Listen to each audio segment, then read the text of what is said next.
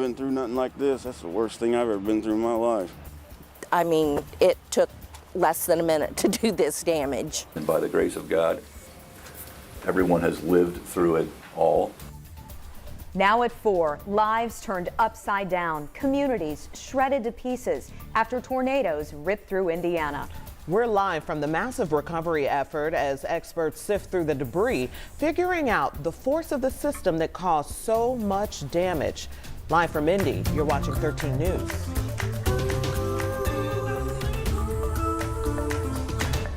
Just staggering damage in the daylight left behind after at least one tornado touched down in Delaware and Randolph counties. Yeah, such difficult images here. And take a look at this video out of Winchester, capturing the funnel cloud on camera.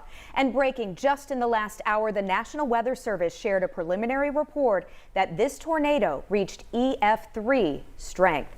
We are talking dozens of people injured, homes flattened, businesses destroyed, but thankfully right now, no loss of life. We have live team coverage across Winchester and Selma this afternoon, and we're going to start with the newest member of the 13 weather team, Matt Standridge. He actually helped track the storm all night. And Matt, you've got more info about that Winchester tornado strength. Fill us in.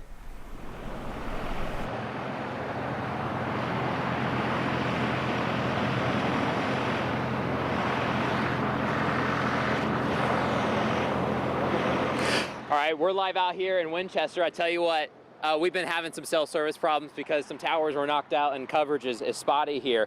But we're on the south side of Winchester where we had that EF3 tornado. So those are wind speeds estimated between 136 to 165 miles per hour.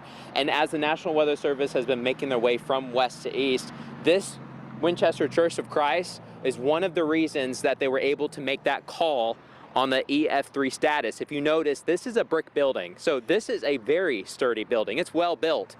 If we had an EF4 tornado, it would have completely knocked all the walls down.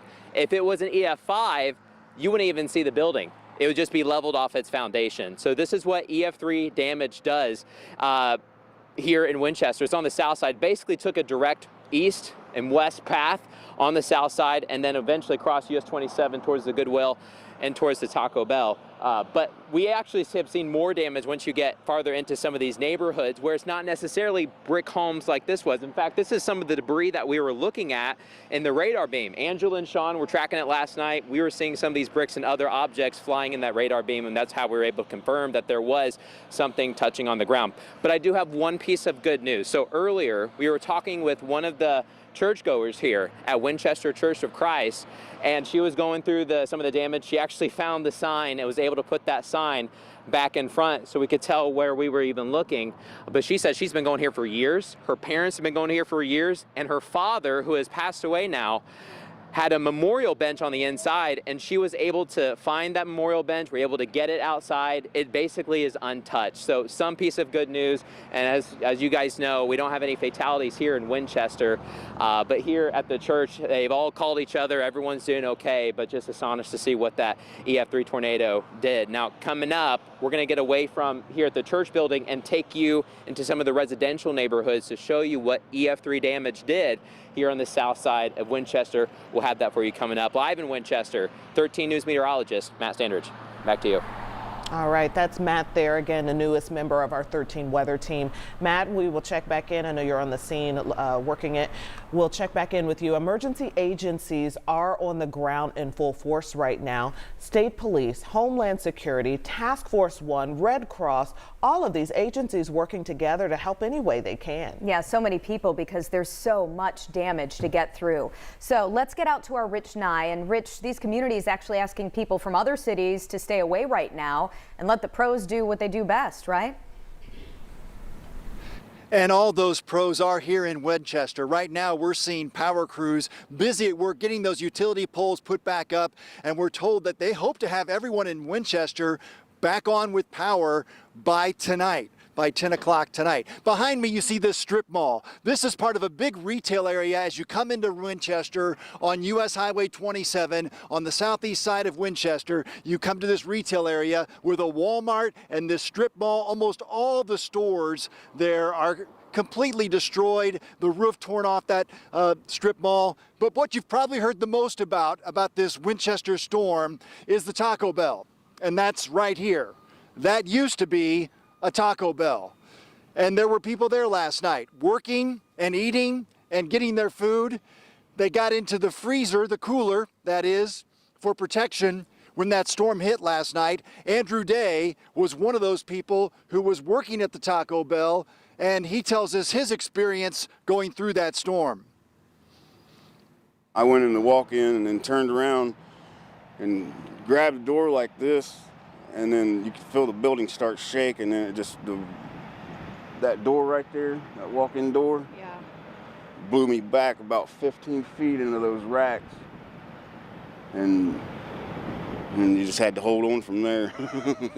Picked us up, slammed us down. It was pretty wild.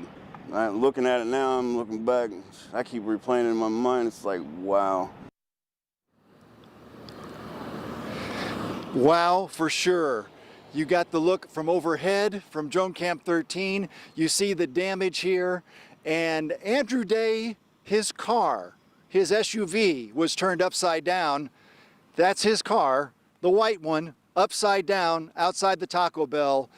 He says he's lucky that there were not serious injuries. He did tell us that one of his managers at the store did suffer injuries. We don't have an update on her condition tonight. But again, the story here, 38 people injured, but there were no fatalities in Winchester. 22 homes at least were flattened and more than 100 with damage. We're going to be heading to one of those neighborhoods later tonight at 6 o'clock. But coming up at 5, we're going to talk to one of the business owners here in that strip mall about what happened to her nail salon. Jenny and Felicia? Wow, what an incredible survival story, Rich, to be able to see that damage and know that he survived. My goodness. Yeah, thank you, Rich. This is Rich and I reporting live from Winchester tonight. The damage just astonishing to see as people try to pick up the pieces of their lives. We're going to head over to Selma in Delaware County, which also sustained significant damage from last night's severe weather. Yeah, in fact, about half of that town hit hard and now dealing with the aftermath of this destructive storm. So let's get out to our Lauren Kostick. And Lauren, tell us what you're seeing there. Well, Jenny and Felicia, this is the hardest hit area of Selma. We're here on Jackson Street, and you can just see crews stretch for blocks down this street trying to help these neighbors. And we know that dozens of homes here on Jackson Street have been damaged, including the one behind me. You can see it back there. It was completely ripped off its foundation, and whatever is left is now in their front yard.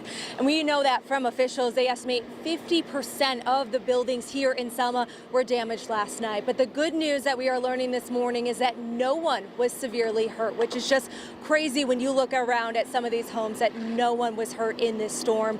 And many people told us today that they were actually home when this storm rolled through, that they were taking shelter.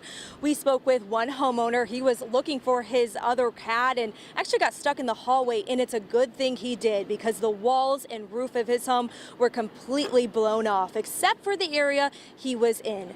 And today, family pitched in to help, packing up whatever they could, even finding the smallest treasures like a framed photo. It's just devastating.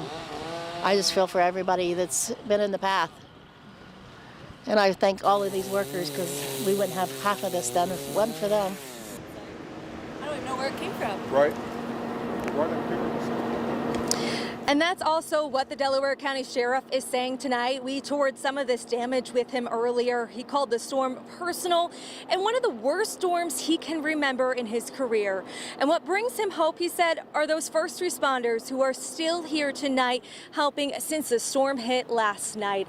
And we also know, as these crews are working behind me, a lot of utility workers, people coming, helping clearing some of this damage. Tonight, the Delaware County Emergency Management Agency is asking people to still avoid this area. One, they want to make sure it is safe for people to come and volunteer. And two, they want to give these workers plenty of room to get this job done for the people in this neighborhood. So as soon as they say that people can volunteer, they say that call will be put out because Jenny, Felicia, we know this neighborhood and this town is going to need a lot of help getting back on their feet. A lot of devastation in a very short amount of time. Lauren Kostick reporting live from Selma tonight. Thank you so much. You know, unfortunately, we've been through these a lot here in Indiana, but we know Hoosiers all pull together.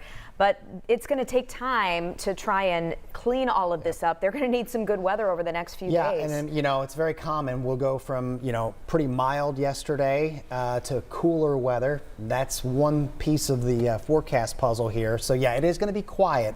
It's just going to be rather breezy.